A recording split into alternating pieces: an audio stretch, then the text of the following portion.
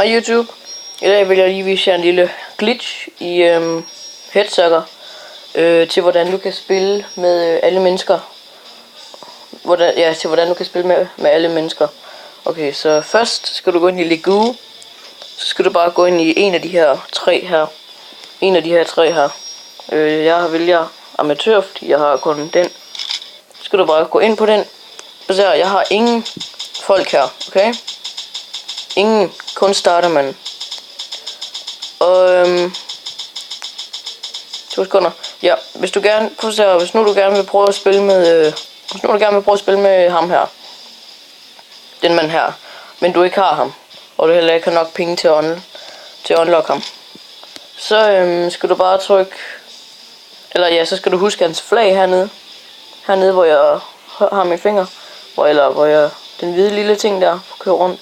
Husk hans flag. Okay, så først så starter med at gå op på startermanden, trykker next og trykker kick off. Du trykker bare her start, og så går du op i pause, og så trykker du give up. Så trykker du back. Så skal du trykke next her på ham her. Så skal du huske hans flag. Her, for eksempel, du er den her mand, vi valgte. Så skal du bare trykke no. Så kan du spille med ham. Og det må vi lige vise dig, at det virker.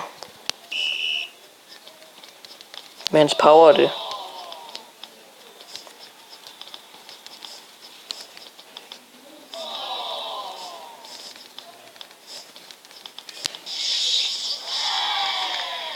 Okay, power. Det virker fint nok. Så ja, det var egentlig bare det, YouTube. Vi ses.